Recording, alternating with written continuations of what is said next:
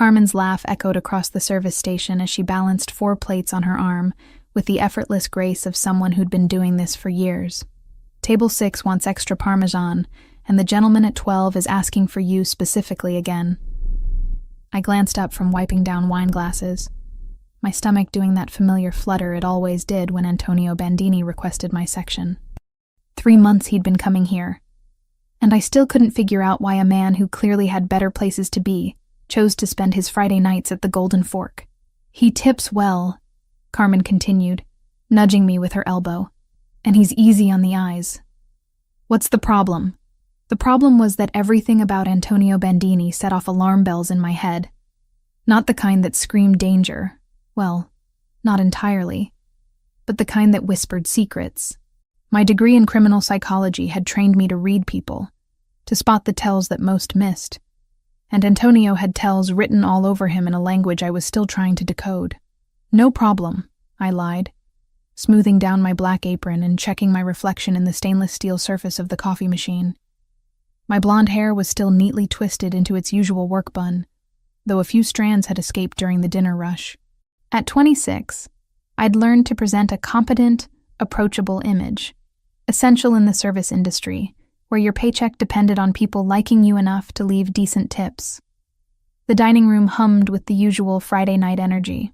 Couples celebrating anniversaries, business associates closing deals over expensive wine, groups of friends unwinding after long weeks. I'd become an expert at reading the social dynamics, understanding the subtle hierarchies and unspoken tensions that played out across white tablecloths and flickering candles. Tonight, though, something felt different. I'd first noticed it around 10:30 when a man in an expensive charcoal suit had taken table 8. Nothing unusual there. The Golden Fork attracted Chicago's well-dressed crowd. But this particular customer had ordered 3 drinks in the past hour without touching any of them. Instead, he sat with his back straight, shoulders tense, checking his watch with the obsessive regularity of someone operating on a precise timeline. More concerning was his positioning. Table 8 offered a perfect sightline to Table 12, Antonio's usual spot. Every few minutes, the man's gaze would drift in that direction, not obviously, but with the kind of peripheral awareness that spoke of professional surveillance. Then there was the guy at the bar. Mid-30s, expensive Italian leather shoes that probably cost more than my monthly rent, nursing the same whiskey for 45 minutes. He'd positioned himself with clear views of both the main entrance and the kitchen corridor, his posture too rigid for someone supposedly relaxing after work. The way he kept adjusting his jacket suggested he was carrying something he didn't want noticed. A third man had claimed the small table near the restrooms 20 minutes ago. Prime real estate for monitoring the back exit. The route staff used, and I'd noticed, the path Antonio always took when leaving. This one was younger, maybe early 30s, with the kind of nervous energy that manifested in constant motion. Checking his phone, straightening his silverware, drumming silent rhythms against his thigh. My psychology training had taught me to recognize patterns of behavior, and these 3 men were exhibiting classic pre-action anxiety. Elevated breathing, repetitive gestures, hypervigilance, all signs of people preparing for something significant. Maybe I was being paranoid. God knows studying criminal behavior had made me see threats in perfectly innocent situations before. But the coordination of their positioning, the synchronized timing of their movements, the way they all maintained awareness of Table 12 while pretending to focus on their own evening. Earth to Elena, Carmen's voice cut through my thoughts. Your mysterious Italian is waiting for his usual wine service. I grabbed the bottle of Barolo Antonio always ordered, a vintage that cost more than I made in 2 days, and approached Table 12. He looked up as I neared, those storm-gray eyes of his conducting their usual assessment. Everything about Antonio Bandini was controlled, calculated, from the precise knot of his tie to the way he folded his napkin. 6'2" of carefully contained power wrapped in bespoke Italian wool. Good evening, Mr. Bandini, I said, proud that my voice betrayed none of the unease building in my chest. The usual tonight? Please. That accent again. Definitely European, though I'd never been able to place it exactly. Roman? Sicilian? It carried an undertone of authority that made even simple requests sound like commands. As I poured his wine, I found myself cataloging details about him that I'd been unconsciously collecting for months. The way he always sat with his back to the wall, how his eyes continuously swept the room in careful patterns, the expensive watch on his wrist that he checked with military precision, the subtle bulge beneath his left shoulder that suggested either a very thick wallet or something more concerning. "You seem distracted tonight," he observed, his voice quiet enough that only I could hear. "Something troubling you." Before I could answer, movement caught my peripheral vision. The man at table 8 had pulled out his phone again, this time speaking in hushed tones. I strained to catch fragments of his conversation as I pretended to examine the wine label. 23:45, he was saying, his voice barely above a whisper. "Back exit. Everything's in position." My blood turned to ice. 23:45 was exactly 15 minutes away. The back exit was the route Antonio always used. And "everything's in position" suggested coordination between multiple parties.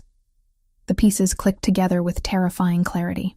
3 men positioned strategically around the restaurant, all maintaining visual contact with table 12, all operating on the same timeline, all focused on Antonio Bandini's usual departure routine. I glanced at my watch. 23:30. 15 minutes until... what? An ambush? An assassination attempt? Whatever these men were planning, it was scheduled to happen exactly when Antonio would be walking toward his car through the back exit. My hands trembled as I finished pouring his wine. Every instinct screamed at me to mind my own business, to finish my shift and go home to my studio apartment, where the most dangerous thing I faced was the stack of unpaid bills on my kitchen counter. But I couldn't shake the image of Antonio walking unsuspecting into whatever trap was being set. Maybe I was wrong. Maybe my overactive psychology training was reading malice into innocent coincidence. But what if I wasn't?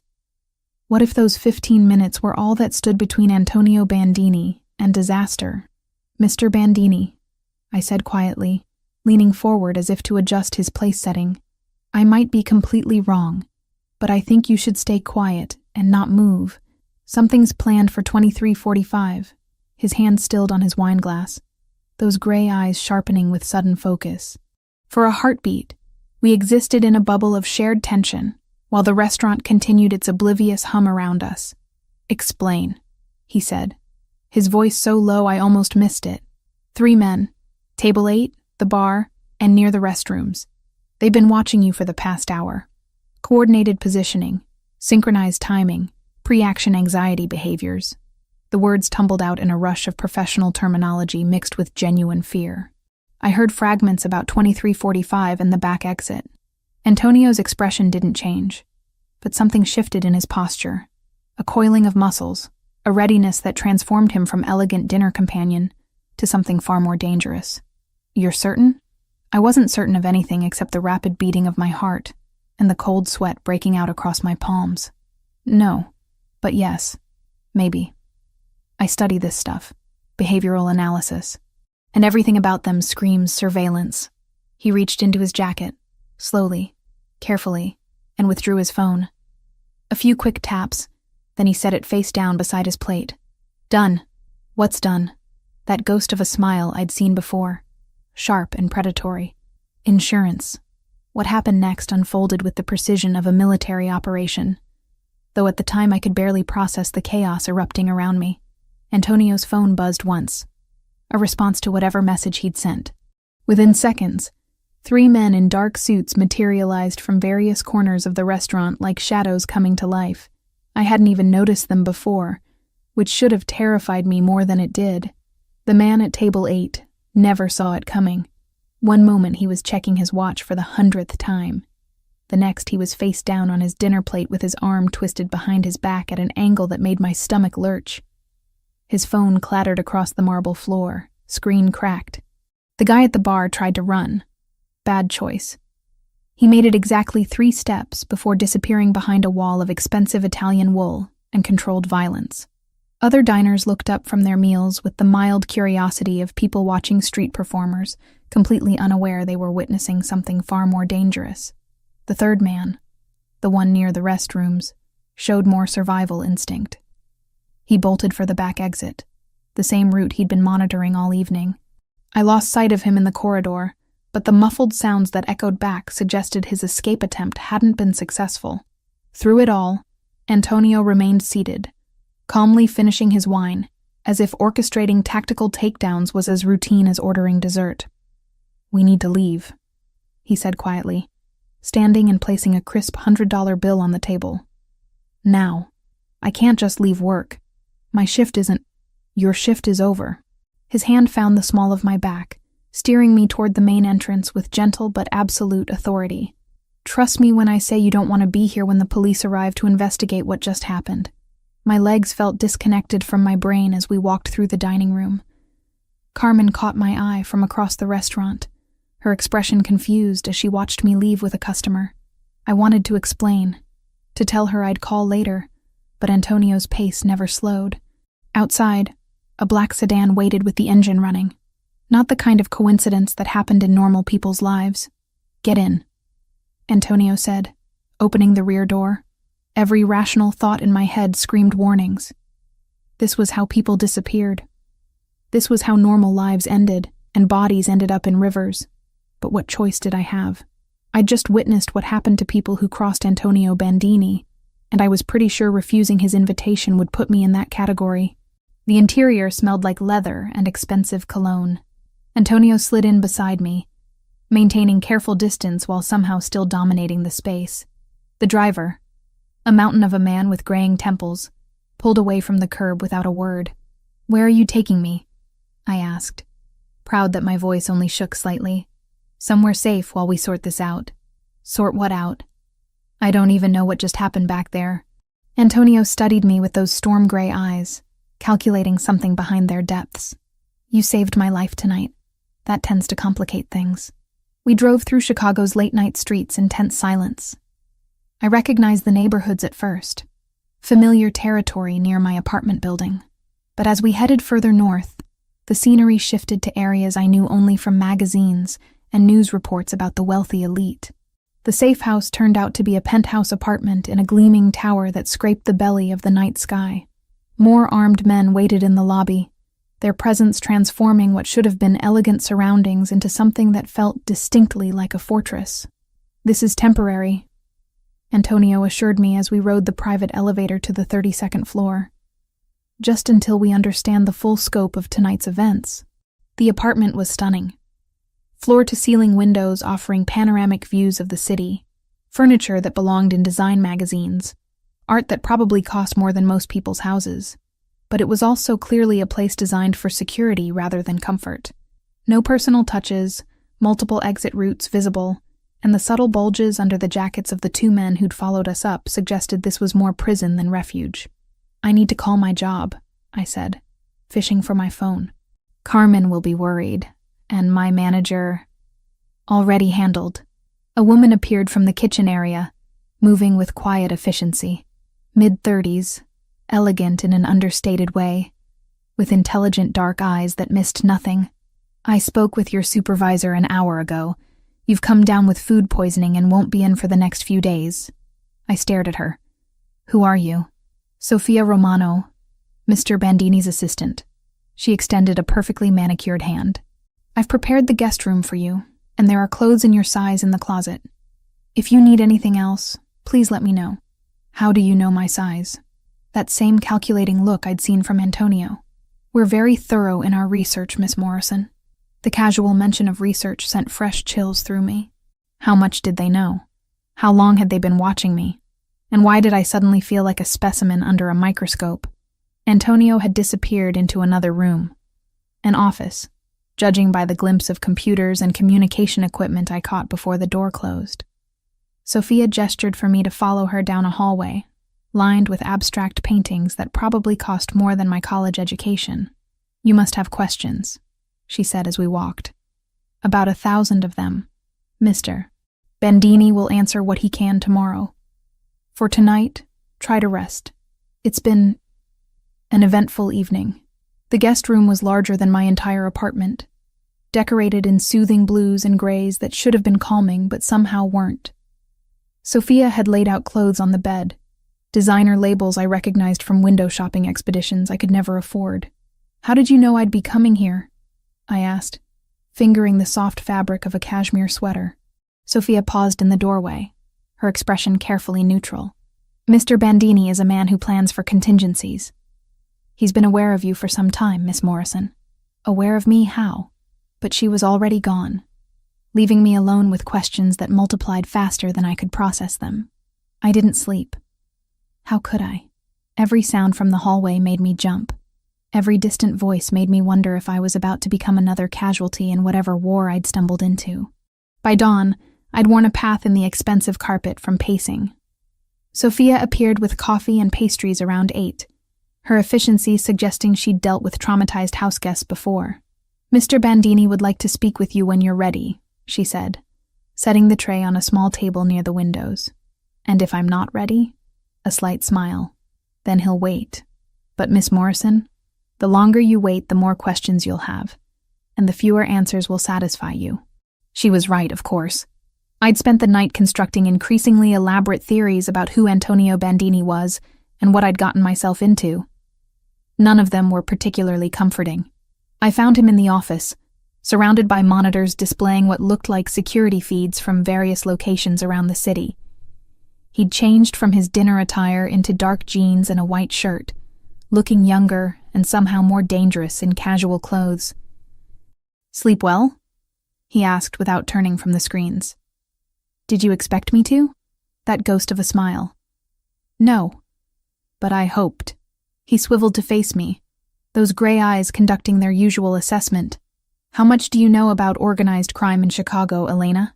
The use of my first name sent an unexpected flutter through my chest. Only what everyone knows.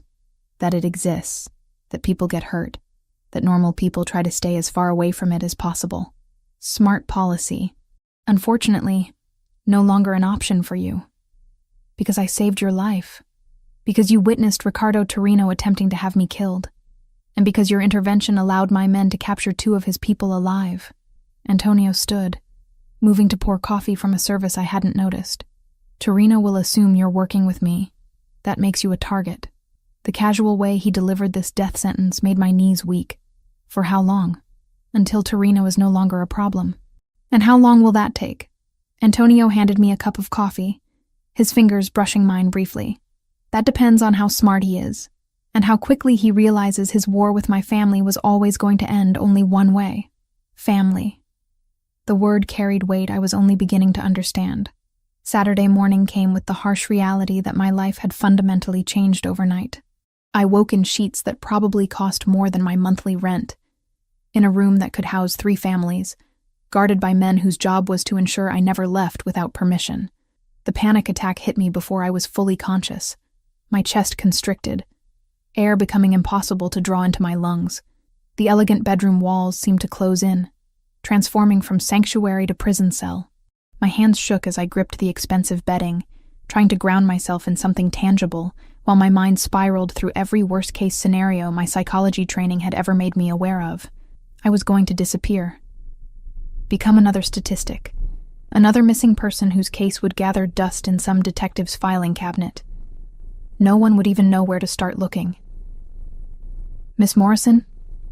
Sophia's voice carried through the door, accompanied by a gentle knock. "I've brought breakfast." I forced myself to breathe slowly, counting to 4 on each inhale, holding for 4, exhaling for 6. The technique Dr. Martinez had taught me during my grief counseling after Mom died, back when panic attacks were about medical bills and funeral arrangements, not about being held captive by organized criminals.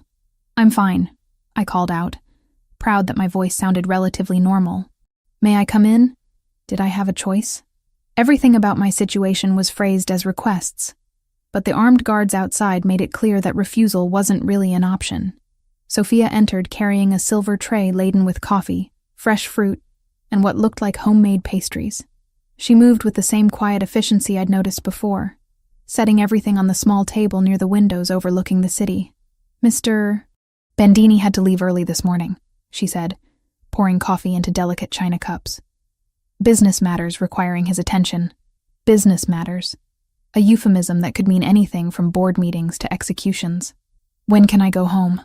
Sophia's hands stilled for just a moment, the first crack in her professional composure I'd witnessed. That depends on several factors currently outside our control. You mean it depends on whether Riccardo Torino decides to kill me or not? Mr. Bandini won't let that happen. The certainty in her voice should have been comforting. Instead, it reminded me that my survival now depended entirely on the whims of a man I barely knew. A man whose world operated by rules I couldn't begin to understand. I spent the morning pacing the penthouse like a caged animal. The apartment was stunning. Floor-to-ceiling windows offering panoramic views of Chicago, furniture that belonged in design magazines, artwork that probably cost more than most people made in a lifetime. But beauty couldn't disguise the fact that I was essentially a prisoner. Every door led to rooms I wasn't supposed to enter. Every window was 40 stories above the ground. Every exit was monitored by men who smiled politely while making it clear that leaving wasn't an option. By afternoon, I'd worked myself into such a state of anxious energy that I decided to test the boundaries of my captivity. I need some air, I told Sophia. Maybe a walk around the building? Her expression remained perfectly neutral. I'm afraid that's not possible at the moment. Then maybe the lobby? Just to feel like I'm not completely trapped? Miss Morrison, I understand this is difficult, but... No, you don't understand. The words exploded out of me with more force than I'd intended. You don't understand what it's like to have your entire life turned upside down because you tried to do the right thing. You don't understand what it's like to be told you're a target for murder because you warned someone about an assassination attempt. And you definitely don't understand what it's like to be imprisoned in a golden cage by the same person you saved. Sophia absorbed my outburst without flinching, her composure intact. You're right. I don't understand those specific circumstances. But I do understand being caught between impossible choices and dangerous people. Something in her tone made me look at her more carefully, really look, past the professional demeanor and expensive clothes. Her eyes held shadows that spoke of experiences she'd never share, of decisions that had cost her more than she'd ever admit. How long have you worked for him? 7 years. And in those 7 years, how many people like me have you had to accommodate? A slight smile touched her lips. You're the first. That should have made me feel special. Instead, it made me feel like an experiment. Sunday brought a second panic attack in my first escape attempt. I waited until I heard Sophia leave for what she called her weekly errands, then made my move. The guards at the front entrance were positioned to watch for people coming in, not necessarily for residents going out. If I moved with confidence, dressed appropriately, maybe I could simply walk past them like I belonged there. I made it exactly 3 floors down in the elevator before it stopped between floors. The lights dimmed, then came back up, and when the doors opened again, one of Antonio's men was waiting for me. Miss Morrison, he said politely, as if encountering me in an elevator between floors was perfectly normal. Mr. Bandini asked me to escort you back to the apartment. The shame of being caught trying to escape burned hotter than the fear. I'd acted like a frightened child instead of the educated woman I was supposed to be. But what choice did I have? Sit quietly and wait for someone to decide my fate. Antonio returned that evening, his presence filling the apartment with an energy that made my skin prickle with awareness. He'd changed from his morning suit into dark jeans and a black sweater, looking younger and somehow more dangerous in casual clothes. I hear you had an eventful day, he said, pouring himself a glass of whiskey from a crystal decanter. Heat flooded my cheeks. I needed some air. And you thought wandering Chicago alone while Riccardo Torino has a price on your head was a good way to get it. I thought maybe I could go back to my normal life and pretend none of this happened. He turned to face me, those storm-gray eyes conducting their usual assessment. Your normal life ended Friday night when you chose to warn me instead of minding your own business. So I'm being punished for doing the right thing?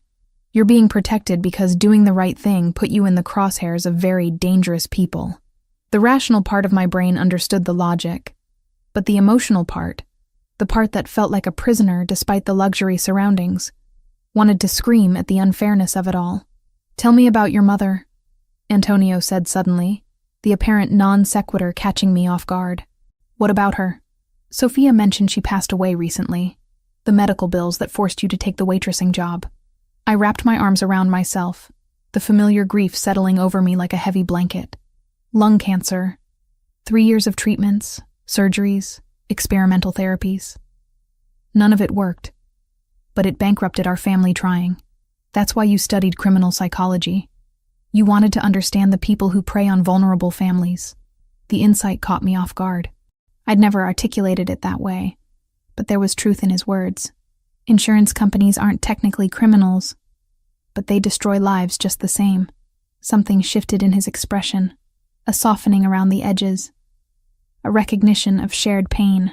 My mother died when I was 15, poisoned by someone we trusted, someone who ate at our table, who my father considered family. The quiet admission hung in the air between us. Vulnerability offered like a gift I wasn't sure I deserved to receive. A business associate? My father's cousin. He'd been selling information to rival families for years, but we never suspected until it was too late. Antonio's voice carried no emotion, but his knuckles were white where they gripped his glass. She suffered for 3 days before she died. The doctors couldn't figure out what was wrong until the autopsy. I'm sorry. It taught me never to trust anyone completely. And it taught me to recognize the signs of betrayal before they become fatal. Understanding dawned. That's why you need someone who can read people. Someone who can spot the tells that most people miss. Your intervention Friday night wasn't just good instincts. You saw patterns of behavior that trained killers tried to hide. That's not a skill you learn waitressing tables. I found myself studying his face the way I'd been trained to study subjects in my criminology classes. The controlled expression that never quite concealed the pain underneath. The careful posture that spoke of constant vigilance. The way his eyes continuously swept the room even in his own home. You don't trust anyone, do you? Trust is a luxury I can't afford. That sounds like a lonely way to live. For a moment, something raw and honest flickered across his features. Loneliness is better than betrayal. That night, sleep eluded me completely. I lay in the expensive sheets staring at the ceiling, processing the conversation with Antonio, trying to reconcile the dangerous criminal with the grieving 15-year-old who'd watched his mother die from poison administered by family. At 3 a.m, I gave up on sleep and padded to the kitchen in search of water. The apartment was dark, except for the city lights filtering through the massive windows, creating patterns of light and shadow across the marble floors. I wasn't alone. Antonio stood at the kitchen island, fully dressed despite the late hour. Steam rose from 2 cups sitting on the granite counter, and the rich aroma of coffee filled the air. Couldn't sleep either? He asked without turning around. Too much to process.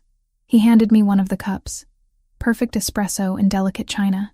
It's an old family recipe. My mother used to make it when I had nightmares. The gesture was so unexpectedly intimate that it caught me off guard. This wasn't the calculated crime boss or the controlled businessman. This was just a man sharing something precious from his past.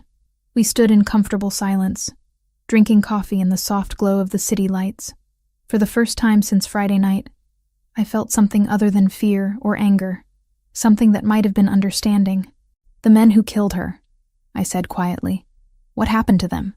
My father handled it when I turned 18. All of them. And the cousin? Antonio's smile in the darkness was sharp as broken glass. That one was mine. 2 weeks of living in Antonio's gilded cage had taught me the subtle rhythms of his world. The way conversations stopped when he entered rooms. How grown men twice my size deferred to his quiet authority. The careful dance of power that played out in gestures too small for outsiders to notice, but too significant for insiders to ignore.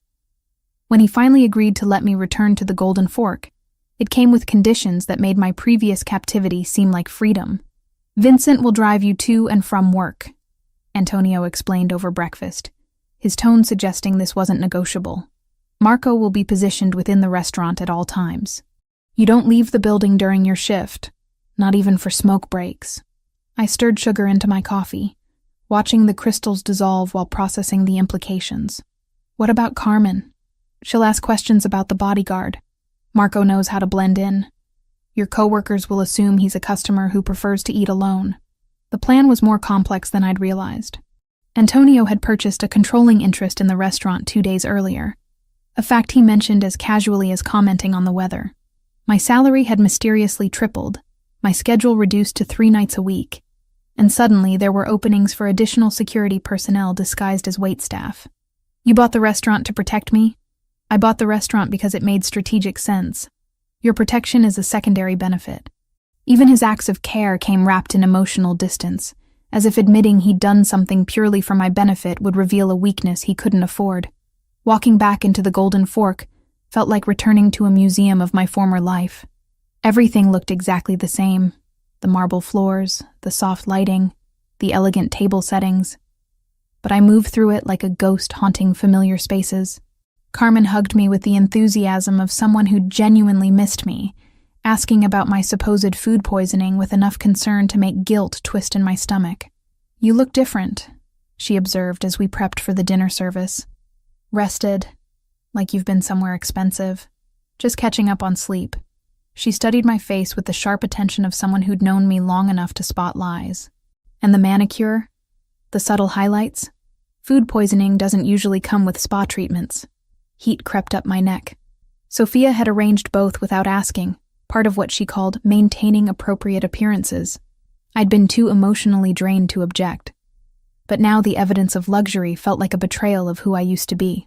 "My sister surprised me with a girls' weekend," I lied, hating how easily deception came now. Marco arrived at 7, claiming the corner table with clear sightlines to both entrances and the kitchen corridor.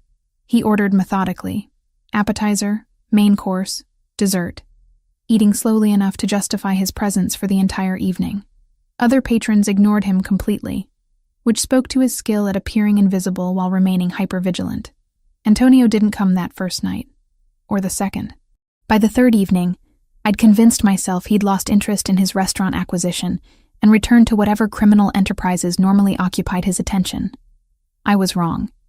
He appeared during Thursday's dinner rush, claiming his usual table with the quiet authority that made waitstaff scramble to accommodate him. But something was different. His usual calm composure carried an edge of tension, and his eyes swept the restaurant more frequently than normal. "Good evening, Mr. Bandini," I said, approaching with the wine he always ordered. "Elena." The way he said my name sent familiar shivers down my spine. "Have you noticed anything unusual lately? Anyone asking questions about your schedule?" The questions sparked immediate alarm. "What kind of questions? The kind that suggests someone's been watching you?" I thought back over the past few days, mentally cataloging interactions with customers, delivery drivers, even the homeless man who sometimes lingered near the employee entrance. There was a guy yesterday. Said he was from the city health department, asked about employee schedules and shift changes. But Carmen handled it. Antonio's expression darkened. "Describe him." Mid-30s, expensive suit, slight accent I couldn't place. He seemed more interested in the restaurant layout than actual health codes. "Mexican?" The specific question sent ice through my veins. "Maybe. Why?" Instead of answering, Antonio pulled out his phone and typed a quick message. Within minutes, Marco appeared at our table, his casual dining facade abandoned. "We need to leave," Antonio said quietly, standing with fluid grace that didn't match the urgency in his voice. "Now. I can't just abandon my shift. Carmen will understand when she realizes your life is more important than serving dinner." The parking lot behind the Golden Fork was poorly lit, shadows pooling between the few working streetlights. We'd made it halfway to Antonio's car when the first shot shattered the rear window of a sedan parked 3 spaces away. Time fractured into crystalline moments of terror and precision. Antonio's hand closed around my wrist, pulling me behind a delivery truck as more shots rang out. Marco appeared from nowhere, returning fire with the calm efficiency of someone for whom gunfights were routine occupational hazards. "Stay down," Antonio commanded, his body shielding mine as he drew his own weapon, a detail that should have terrified me but somehow didn't. In that moment, surrounded by violence and chaos, his presence felt like the only safe harbor in a storm designed to destroy me. The firefight lasted maybe 90 seconds, though it felt like hours. When silence finally returned, 3 bodies lay motionless in the parking lot, and Marco was speaking rapidly into his earpiece while checking the perimeter for additional threats. "Are you hurt?" Antonio's hands moved over me with professional thoroughness, checking for wounds I hadn't realized I might have sustained. "I don't think so." My voice sounded strange to my own ears, distant and hollow. "Were they trying to kill me?" "They were trying to take you. Very different objective." The distinction should have been comforting. Instead, it opened up terrifying possibilities about what capture might have involved. Vincent arrived with backup vehicles and a cleanup crew that worked with the unsettling efficiency of people who'd handled similar situations before. Within 20 minutes, the bodies were gone, the blood washed away, and the parking lot looked like nothing more dramatic had occurred than the usual dinner rush. Antonio's house was a sanctuary of controlled elegance after the chaos of the attempted kidnapping. He led me to the living room, pouring whiskey with hands that remained perfectly steady despite what we'd just survived. This was Ricardo's response to losing his men at the restaurant, he explained, settling beside me on the leather sofa. He's formed an alliance with the Sinaloa cartel. They have different methods than traditional organized crime families. More violent, more willing to involve civilians. My world has rules, boundaries that even enemies respect. Cartels operate with fewer constraints. The whiskey burned going down, but it helped steady my nerves. So what happens now? Now we eliminate the threat before it escalates further. His matter-of-fact tone suggested this was merely another business problem requiring a straightforward solution. But the way his free hand rested on my knee, thumb tracing small circles through the fabric of my dress, suggested his concern went deeper than strategic calculations. Antonio? Yes? Thank you for saving me. He set down his glass and turned to face me fully, those storm-gray eyes searching my face with an intensity that made breathing difficult. You saved me first. This is simply returning the favor. Is that all this is? Professional courtesy? Something shifted in his expression, the careful control slipping just enough to reveal the man beneath the crime boss persona. When he leaned forward, I didn't pull away.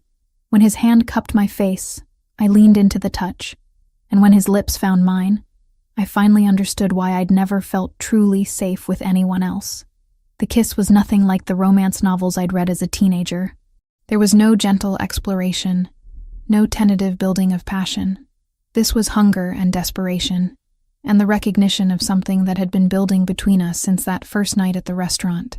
When we finally broke apart, both breathing hard, Antonio rested his forehead against mine. This complicates things, he said quietly. Everything about my life is already complicated. Not like this. Not when caring about you gives my enemies another way to hurt me. The admission hung in the air between us, vulnerable and honest, in a way I'd never expected from him. Then maybe we don't let them, I whispered. His smile was sharp as a blade and twice as dangerous. No, maybe we don't. 3 weeks had passed since that first night at the Golden Fork, and I was finally beginning to understand the careful choreography of Antonio's world. The way conversation shifted when he entered rooms, how his men communicated in glances and subtle gestures, the delicate balance of power that required constant vigilance to maintain. What I hadn't expected was how natural it would feel to be part of that world.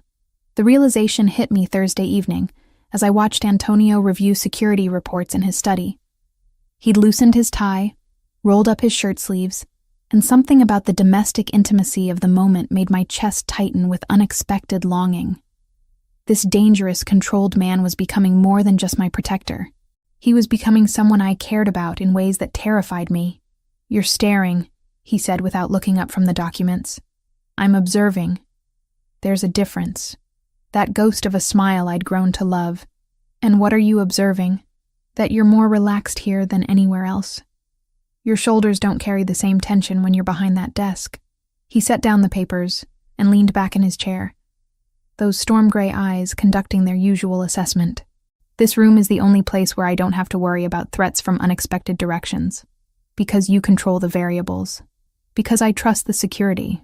He paused, something shifting in his expression. And because I trust you. The admission hung in the air between us, weighted with significance I was only beginning to understand. In Antonio's world, trust was currency more valuable than money, more dangerous than weapons. Antonio, I said softly, moving around the desk to stand beside his chair. He reached up, fingers tracing the line of my jaw with exquisite care. I never intended for this to happen. For what to happen? For you to matter this much. Before I could respond, his hands were in my hair, pulling me down until his mouth found mine. This kiss was different from our first. Deeper, more desperate. carrying the weight of 3 weeks of carefully maintained distance finally crumbling. When he lifted me onto the desk, scattering papers with careless abandon, I didn't protest. When his hands traced the curves of my body with reverent attention, I welcomed his touch. And when he whispered my name like a prayer against my throat, I understood that whatever happened next would change everything between us. We made love with the desperate intensity of people who'd been denied something essential for too long. Every touch was a confession, every kiss a promise neither of us was sure we could keep. In that moment, surrounded by the trappings of his dangerous world, Antonio wasn't a crime boss. He was just a man who'd found something worth protecting beyond his own power. Afterward, as we lay entwined on the leather sofa, his fingers tracing lazy patterns across my bare shoulder, I felt safer than I had since childhood. "Stay tonight," he said quietly. "I'm not going anywhere." But morning brought harsh realities that shattered the illusion of safety we'd built in the darkness. I was in the kitchen making coffee when Sophia appeared with the morning security briefings, a routine I'd grown accustomed to over the past weeks. But something in her expression made my blood turn cold. "There's something you need to see," she said, setting a manila folder on the marble counter with careful precision. Inside were photographs. Crime scene photos, from the look of the yellow tape and evidence markers. A young man lay sprawled across the floor of what appeared to be a small apartment, his face peaceful despite the obvious violence that had ended his life. "Who is this?" I asked, though something about the victim's features seemed familiar. "Jimmy Torino, age 24. He worked as a delivery driver for Marcelli's Italian Kitchen." Marcelli's, the restaurant where I'd worked before, the Golden Fork, where I'd spent 6 months serving pasta to families and couples on dates. Jimmy had been one of the regular delivery drivers, always polite, always smiling, always asking about my studies when he picked up orders. "Why are you showing me this?" Sophia's expression remained carefully neutral. "He was eliminated 2 days ago on Mr. Bandini's orders." The folder slipped from my suddenly nerveless fingers, photographs scattering across the floor. "What?" "Jimmy Torino was selling information about your previous employment, your schedule patterns, your routes home. He provided the Mexican cartel with details that would have made it easier to take you." I stared at the photos, Jimmy's face smiling up at me from what looked like a driver's license image clipped to the file. Sweet, harmless Jimmy, who'd always remembered my name and asked about my mother's health during her final months. "He was just trying to make extra money," I whispered. "Extra money that would have gotten you killed." But he didn't know that. He couldn't have understood. The information he sold was specifically about you, Miss Morrison. Your address, your work schedules, even details about your sister's college in Milwaukee. That level of detail doesn't happen by accident. The kitchen walls seemed to close in around me. Jimmy was dead because Antonio had decided his potential threat to me outweighed his right to live. A 24-year-old kid with student loans and big dreams had been executed because he'd made a stupid decision about easy money. Where is Antonio? He had meetings this morning. He should return around. I didn't wait for her to finish. I ran through the penthouse, my bare feet silent on the marble floors, searching every room until I found him in his study, speaking quietly on the phone in Italian. He looked up when I burst through the door, taking in my disheveled appearance and obvious distress. "I'll call you back," he said into the phone, then set it down with deliberate care. "Elena, what's wrong?" "Jimmy Torino." Something shifted in his expression, a careful blankness that confirmed everything Sophia had told me. "You saw the report. You killed him. I eliminated a threat to your safety. He was 24 years old. He was just trying to pay off student loans." Antonio stood, moving around the desk with that predatory grace that no longer seemed protective. Now it felt dangerous in an entirely different way. He was selling information that would have led to your death or disappearance. His motivations don't change that fact. He didn't know what the information would be used for. Ignorance doesn't excuse the consequences of his choices.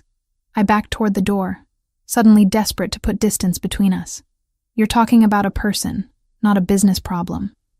Jimmy had a family, friends, a life, and now you still have yours."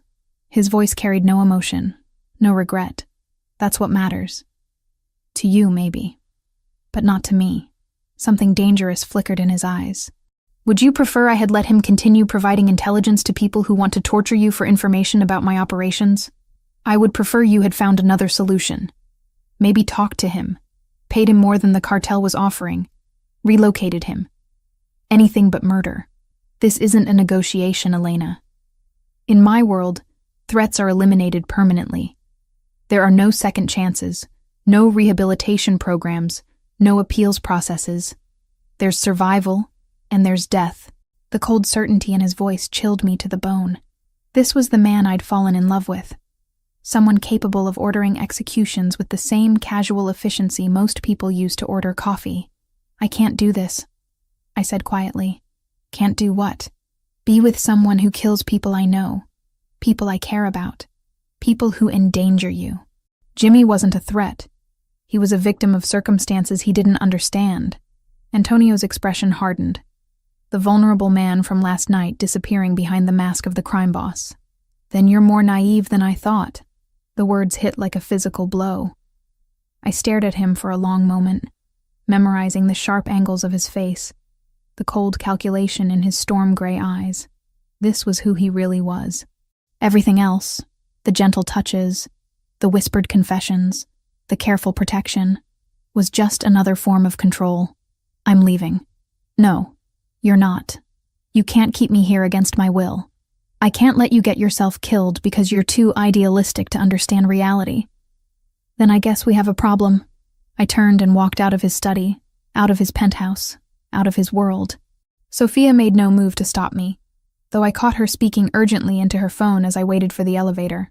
The guards in the lobby nodded politely as I passed, their expressions betraying nothing about whether they'd been ordered to let me go or stop me. By evening, I was on a Greyhound bus heading toward Detroit, watching Chicago disappear in the distance as darkness fell. My sister Jessica lived in a small apartment near Wayne State University, working on her master's degree in social work, as far from Antonio's world as I could imagine. The 4.5-hour journey gave me plenty of time to think, to process what had happened, to question every decision I'd made since that first night at the Golden Fork. I'd saved a man's life, and somehow become complicit in taking another's. I'd fallen in love with someone whose moral compass operated by rules I couldn't accept. Jessica met me at the Detroit bus station with questions in her eyes, and enough wisdom not to ask them immediately. She'd inherited our mother's intuitive understanding of when someone needed comfort more than explanations. Bad breakup? She asked as we drove through the city streets toward her apartment. Something like that. But even as I settled into her spare bedroom, trying to convince myself I'd made the right choice, I couldn't shake the feeling that leaving Chicago had only made me more vulnerable, not safer. 2 days later, I would discover just how right that feeling had been. Detroit was supposed to be my sanctuary. Jessica's small apartment near Wayne State University felt worlds away from Antonio's penthouse, and the violence that had consumed my life in Chicago. For 2 days, I almost convinced myself I could disappear into academia and normal sisterly conversations about grad school stress and weekend plans. I was making coffee Tuesday morning when Jessica's phone rang. She glanced at the caller ID and frowned. "Unknown number," she muttered, but answered anyway. "Hello?" I watched her face change from mild annoyance to confusion to stark terror in the space of heartbeats. The phone slipped from her suddenly nerveless fingers, clattering across the kitchen floor. "Jess, what's wrong? They know about you. They said..." Her voice broke. "Elena, they said they're coming for both of us." Ice flooded my veins. "Who said that?" "I don't know." The voice was accented, maybe Spanish. "They knew your name, knew you were here, knew about Mom's medical bills, even knew about my thesis project. They said if you didn't come with them willingly, they'd take me instead." The coffee mug slipped from my hands, ceramic exploding across the linoleum floor. Antonio had been right. Leaving Chicago hadn't made me safer. It had just put Jessica in danger too. "Pack a bag," I said, my mind racing through possibilities. "Right now. We need to leave." "Elena, what's going on? Who were those people?" "I'll explain later." "Just pack whatever you can carry and..." The apartment door exploded inward, splinters of wood flying like shrapnel. 3 men in tactical gear poured through the opening, weapons drawn, moving with military precision that made my blood freeze. "Jessica Morrison," the lead man said in heavily accented English. "You come with us." "No." I stepped in front of my sister, hands raised. "Take me. I'm the one you want." He smiled, revealing gold-capped teeth. "We want you to watch. To understand consequences of running from people who own you." Before I could react, one of the other men had Jessica's arm twisted behind her back, a cloth pressed over her mouth and nose. She struggled for maybe 10 seconds before going limp. 48 hours, Goldtooth said, turning his attention back to me. "You return to Chicago. You tell Bandini we have his woman's sister. He brings what we want, or she disappears forever. What do you want? Territory. Respect. Things your Mafia boyfriend stole from our organization. They were gone before I could process what had happened, leaving me alone in Jessica's destroyed apartment with the acrid smell of chemical sedatives lingering in the air. I called Antonio from Jessica's landline, my hands shaking so badly I could barely dial. He answered on the first ring. "Elena, they have Jessica." Silence for 3 heartbeats. When he spoke again, his voice carried the cold precision that meant someone was about to die. "Where are you?" "Detroit. They said 48 hours. They want territory and respect." "I'm already in the car. Send me the address." "Antonio, Save it. We'll discuss your decision to run later. Right now we focus on getting your sister back alive." He arrived 6 hours later with an entourage that transformed Jessica's quiet neighborhood into a staging ground for military operations. Black SUVs lined the streets, men in expensive suits speaking rapidly into earpieces, surveillance equipment being deployed with practiced efficiency. Antonio found me sitting on Jessica's couch, still in the clothes I'd slept in, staring at the blood on the carpet where she'd scraped her knee during the struggle. "Tell me everything," he said, settling beside me with careful distance. I recounted the morning's events in clinical detail, my psychology training helping me remember specifics that might be important. The accents, the timing, the equipment they'd used, even the particular chemical smell that suggested military-grade sedatives. "Sinaloa," he said when I finished. "Ricardo's been busy building alliances. Can you get her back?" Something flickered in his expression. Not quite vulnerability, but close. "I've never lost someone I was protecting. I won't start with your sister." The next 12 hours unfolded like a master class in organized crime operations.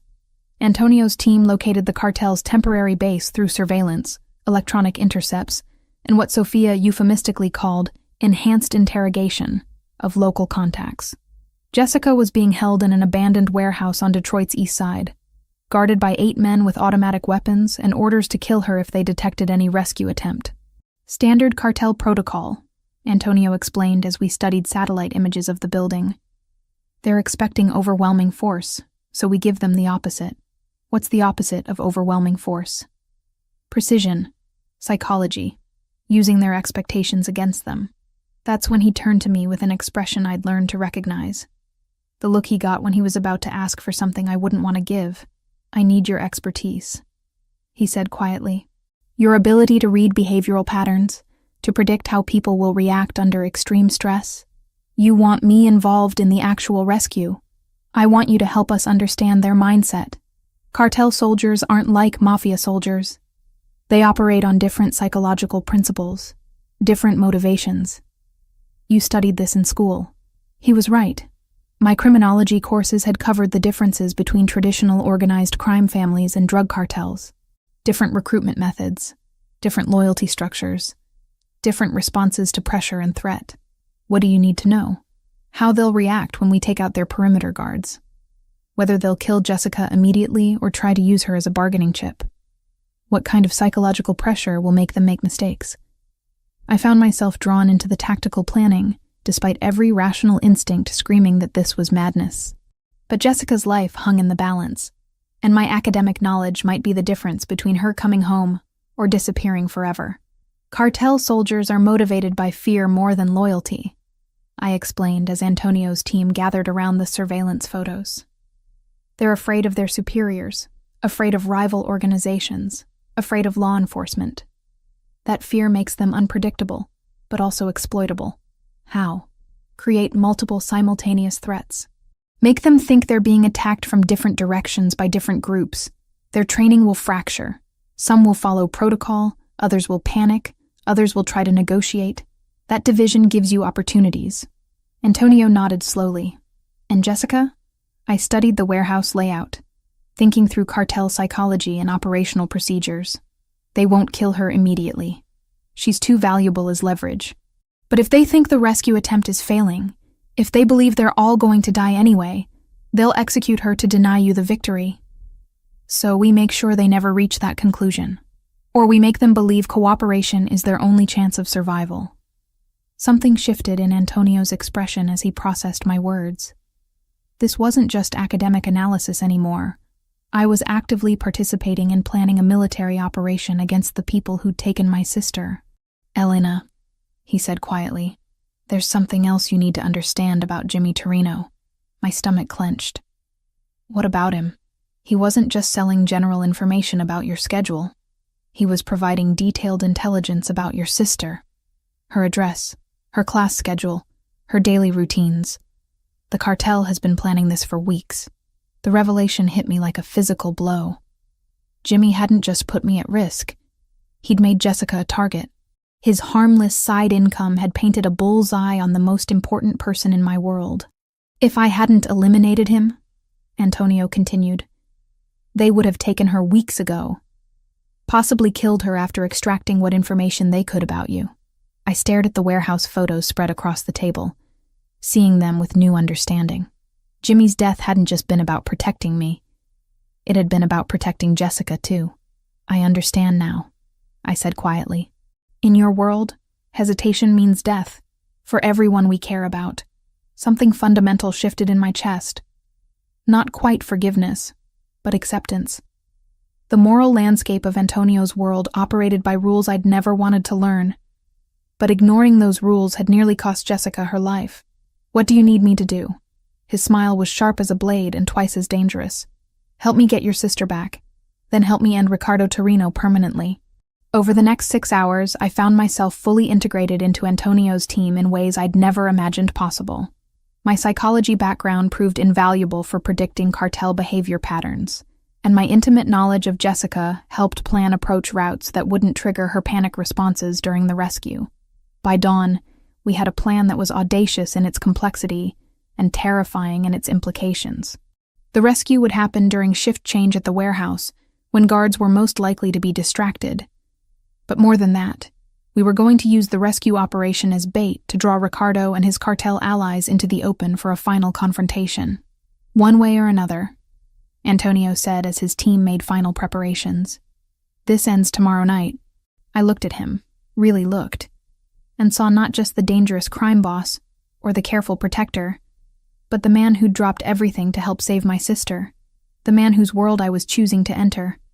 Not as a prisoner this time, but as a partner. Together, I said. His hand found mine, fingers intertwining with surprising gentleness. Together, the golden fork at midnight felt like returning to a crime scene. Empty tables sat shrouded in shadows, their white tablecloths ghostly in the dim security lighting. I stood at the staff entrance, wearing the same black uniform I'd worn months ago when this nightmare began, my hands steady despite the adrenaline coursing through my system. Remember, Antonio's voice crackled through the earpiece hidden beneath my hair. You're just Elena Morrison, back for a late shift to help with inventory. Natural movements, familiar patterns. I pushed through the service door, muscle memory guiding me past the prep stations and into the dining room. Ricardo had chosen this location for psychological warfare, forcing Antonio to relive the place where their conflict began. But he'd made a critical error in choosing ground I knew better than any of his soldiers. The restaurant wasn't empty. 3 men sat at strategic positions around the dining room, trying to look casual while maintaining sightlines to all entrances. I recognized the behavioral patterns immediately. The forced relaxation that screamed hypervigilance, the way their eyes tracked my movement without seeming to watch. I count 3 visible, I whispered, adjusting the flower arrangement at table 6 with practiced ease. 2 more shadows near the kitchen entrance. Classic cartel formation. They're expecting a frontal assault. Through the earpiece, I heard Antonio coordinating with his team positioned around the building's perimeter. Vincent had eyes on the rear exit. Marco covered the main entrance. 2 other men I'd never met were stationed at emergency exits Ricardo's people wouldn't know existed. "Target acquired," came Vincent's voice. "Jessica Morrison, northwest corner booth. Zip tie restraints. Conscious but sedated." My heart clenched, seeing my sister through the kitchen service window, slumped in the booth where Antonio had once sat as my regular customer.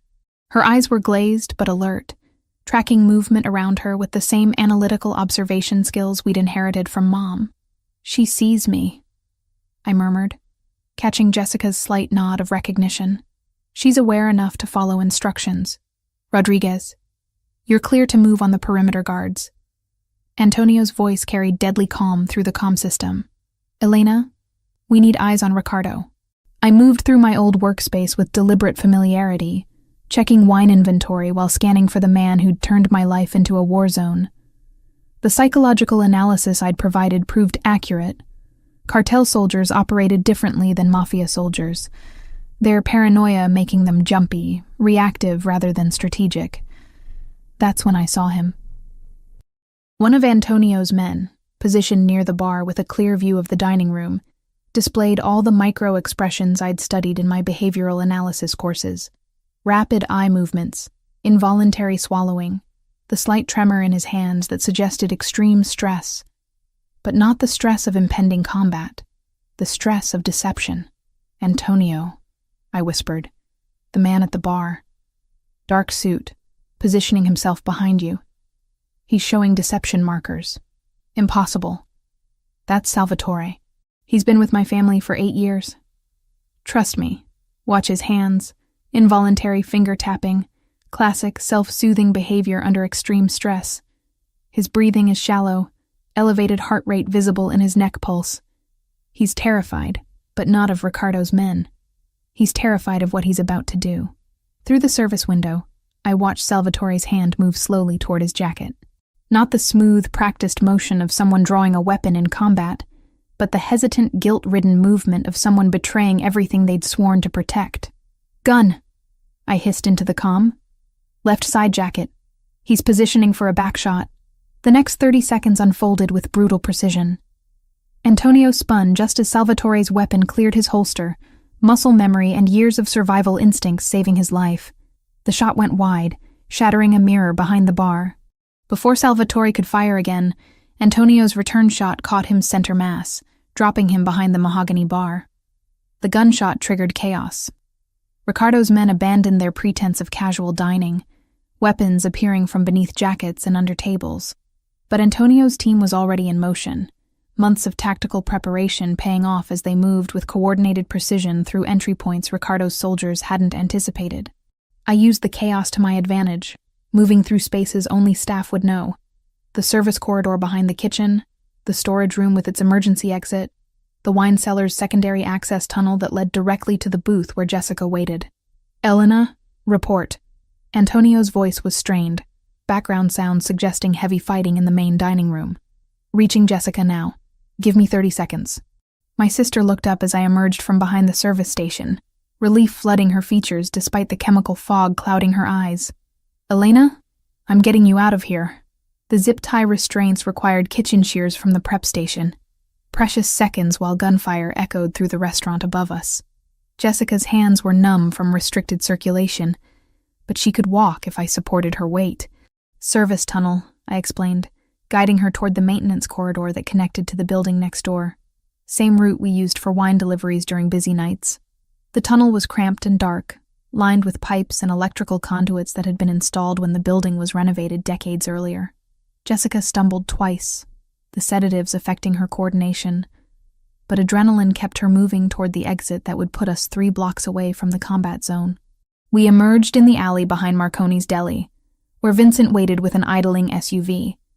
Jessica collapsed into the back seat, exhaustion and chemical aftereffects finally overwhelming her system. "Secure," I reported through the comm. "Jessica's safe." "Good, because Ricardo just entered through the kitchen." I looked back toward the golden fork, seeing muzzle flashes through the windows, knowing Antonio was fighting for his life in the place where we'd first met. Every instinct screamed at me to run, to get Jessica to a hospital, to put as much distance as possible between us and the violence. Instead, I found myself running back toward the restaurant. "Elena, what are you doing?" Vincent's voice chased me down the alley. "My job." I knew the Golden Forks layout better than anyone fighting inside it. I knew the blind spots, the service routes, the structural weaknesses that decades of operation had revealed. And I knew that Ricardo would retreat to the kitchen when pressed. It offered multiple escape routes and defensible positions. The kitchen access was through the loading dock, a route that bypassed the main fighting. I could hear Antonio and Ricardo's voices echoing off the stainless steel surfaces, their confrontation having devolved into the personal, primal combat that would end only with death. "You made this personal when you took her sister." Antonio's voice carried cold fury. "I made it profitable.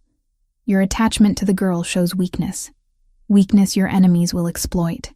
I peered around the corner of the prep station, seeing the two men circling each other with predatory intensity. Both had abandoned firearms for the close-quarters brutality that would determine territorial dominance. Ricardo held a kitchen knife with professional familiarity. Antonio had claimed a meat cleaver, its weight lending devastating power to each swing. The fight was vicious and brief. Ricardo was younger, faster, but Antonio fought with the calculated precision of someone for whom violence was a tool rather than a passion. When Ricardo overextended during a thrust, Antonio caught his wrist, twisted until bone snapped, and brought the cleaver down with surgical accuracy. Ricardo Torino died as he'd lived, violently, without honor, far from the territory he'd tried to claim. Antonio stood over the body for a long moment, breathing heavily, cleaver still gripped in his white-knuckled fist. When he looked up and saw me watching from the doorway, something shifted in his expression. From the cold satisfaction of victory to concern for my well-being. "You should be with your sister. She's safe. Vincent has her." "Then why are you here?" I stepped over the debris of overturned equipment and scattered utensils, stopping close enough to feel the heat radiating from his body, to see the minor cuts decorating his knuckles and forearms. "Because this is where we started. In this kitchen, with me serving you dinner and you protecting me from threats I couldn't see. It seemed right that this is where it ends." He set down the cleaver with deliberate care, his hands finding my face with surprising gentleness, given what they'd just accomplished. "It's not ending, Elena. It's just beginning." The sirens were getting closer. Chicago PD responding to reports of automatic gunfire in the city's restaurant district. But Antonio's cleanup crew was already in motion. Evidence disappearing with the same professional efficiency I'd witnessed in Detroit. "We need to leave," he said, taking my hand. "Together?" His smile was sharp as a blade and twice as dangerous, but his eyes held warmth I'd never expected to see from a man like him. Always together. 2 years had transformed everything. Yet nothing had changed at all. I stood in the conference room of Bandini Hospitality Consulting, watching 6 men in expensive suits struggle to maintain eye contact with me as I reviewed their psychological evaluations. The irony wasn't lost on me.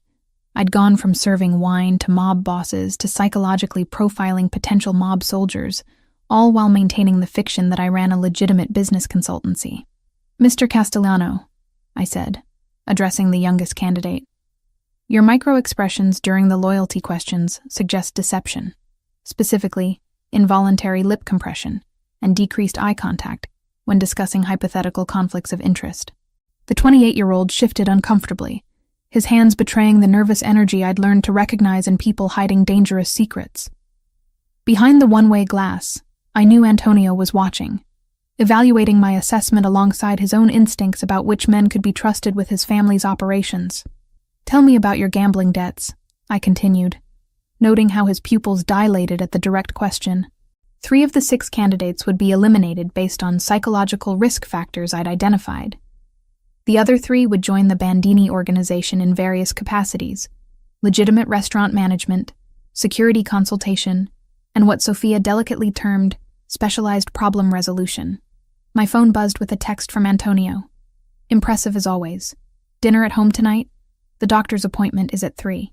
I touched my still flat abdomen reflexively, 4 months of pregnancy barely showing despite the morning sickness that had been plaguing me for weeks.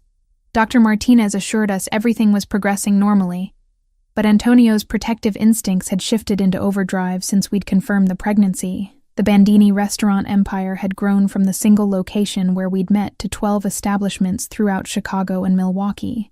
Each served dual purposes: legitimate businesses that employed local communities and provided excellent food, while also functioning as secure meeting locations and communication hubs for Antonio's less legal enterprises. I'd become indispensable to the operation, not as Antonio's wife or the future mother of his child, but as a professional whose expertise in behavioral analysis had prevented 3 attempted infiltrations by law enforcement and identified 2 potential traitors before they could cause significant damage. "Mrs. Bandini," Castellano said, using the formal address that still sent shivers down my spine. "I can explain about the gambling." "No need," I interrupted, making notes in his file. "Acknowledging the debt shows integrity. Lying about it would have been disqualifying. Your psychological profile suggests you're motivated by family loyalty rather than personal gain, which makes you suitable for customer relations management rather than security work." The distinction mattered in Antonio's world. Customer relations meant interfacing with legitimate businesses and maintaining the respectable facade that kept authorities from looking too closely at Bandini operations. Security work meant being trusted with family secrets that could destroy everything if revealed. After the evaluations concluded, I retreated to my office, a space that straddled the line between legitimate psychology practice and organized crime consulting. My degrees hung on the walls alongside certificates in crisis negotiation and behavioral analysis, professional credentials that provided perfect cover for the real work I performed. Sophia appeared with my afternoon coffee, a routine we'd maintained since my return from Detroit 2 years earlier. "The Torino territory has been fully integrated," she reported, setting down the cup with her usual efficiency. "Revenue projections for the restaurant division are exceeding expectations by 30%. I nodded, reviewing the quarterly reports that told 2 stories. One for tax authorities showing healthy profits from legitimate food service operations, another for Antonio detailing the actual revenue streams that funded our lifestyle and operations. Any behavioral concerns with the new hires? 2 servers at the Lincoln Park location show signs of potential substance abuse issues. Marco recommended monitoring rather than immediate termination. Smart. Firing people created resentment and potential security risks. Monitoring them allowed us to provide help if needed, or gather intelligence if they became compromised by law enforcement seeking informants. The doctor's appointment confirmed what we already knew. Our daughter was developing normally, with a due date in early September. Antonio's hand never left mine during the ultrasound, his usual composed demeanor cracking slightly when the technician pointed out tiny fingers and toes on the grainy image. "Have you considered names?" Dr. Martinez asked as we scheduled the next appointment. "Isabella," Antonio said immediately. "After my mother." I squeezed his hand, understanding the significance. Naming our daughter after the woman whose death had shaped Antonio's worldview was both tribute and promise, that this child would grow up protected in ways his mother never was. That evening, we sat in our private study reviewing security reports from the training facility Antonio had built in an abandoned warehouse on Chicago's South Side. What appeared to be a corporate team-building center actually served as a finishing school for organized crime professionals, teaching everything from defensive driving to digital counter-surveillance to the kind of behavioral analysis I'd pioneered. "The Martinez brothers graduated yesterday," Antonio reported, showing me files on 2 young men who'd completed the 8-week program. "They'll be managing the new Milwaukee expansion." I reviewed their psychological profiles, noting the markers that suggested loyalty, intelligence, and the particular kind of moral flexibility required for success in Antonio's organization. They'd be successful. I'd recommended them personally after conducting extensive behavioral evaluations. "And the Santini situation?" Antonio's expression hardened. "Resolved permanently. Vincent confirmed the elimination this morning." I didn't flinch anymore at casual mentions of murder. 2 years of living in Antonio's world had taught me that violence was simply another business tool, applied with the same calculated precision as any other operational decision. The psychological adjustment had taken months, but I'd learned to compartmentalize the moral implications in service of protecting the family we were building. Our wedding had been small, private, held in the chapel of a cathedral. Antonio's family had supported for 3 generations. Jessica had served as my maid of honor, her own psychological recovery from the kidnapping, complete enough that she'd finished her master's degree and accepted a position at a Detroit social services agency. She understood, if she didn't entirely approve of, the choices I'd made. "I have something for you," Antonio said, producing a small velvet box from his desk drawer. Inside was a pair of earrings, sapphires surrounded by diamonds, elegant enough for any social occasion, but fitted with nearly invisible tracking devices that would allow his security team to locate me within 3 feet, anywhere in the city. "They're beautiful," I said, meaning it despite understanding their dual purpose. "And functional. The battery life is 6 months, and they're waterproof to 30 meters. I put them on immediately, appreciating how they complemented the engagement ring that had replaced my simple wedding band 6 months earlier. Everything in our life served multiple purposes: beauty and function, legitimate business and criminal enterprise, love and strategic alliance. The mansion we called home sat on 20 acres north of the city, surrounded by walls, cameras, and enough security personnel to repel a small army. But inside those walls, we'd created something that felt remarkably like a normal life. Antonio cooked elaborate Italian dinners on weekends. I maintained a small garden where I grew herbs for the restaurants. We read together in the evenings, discussing everything from business strategy to baby names to the psychological profiles of people who'd requested audiences with the head of the Bandini family. My consulting practice had grown beyond Antonio's organization, attracting clients from law enforcement agencies, corporate security firms, and even other crime families seeking psychological evaluation services. The reputation I'd built as Dr. Elena Morrison Bandini, specialist in behavioral analysis and threat assessment, provided perfect cover for my real work while generating substantial legitimate income. 6 months remained until our daughter's arrival. 6 months to finalize the succession planning that would eventually see Antonio transition from hands-on operational control to strategic oversight. The empire we were building would someday be hers, legitimate businesses backed by the kind of power and protection that only a true crime family could provide. I stood at the window of our bedroom, watching the sun set over the lake that bordered our property, feeling Isabella move restlessly in response to my shifting position. In the distance, lights were coming on in the training facility, where tomorrow's class of carefully selected candidates would learn the skills necessary for success in our world. Antonio appeared behind me, his arms circling my waist with practiced care, his hands settling protectively over our growing child. "Any regrets?" he asked quietly. I leaned back against his solid presence, thinking about the woman I'd been 2 years earlier. Frightened, naive, convinced that moral absolutes could govern complex realities. That Elena Morrison would have been horrified by the choices I'd made, the world I'd embraced, the man I'd married. "None," I said, and meant it completely. Our reflection in the window showed what we'd become.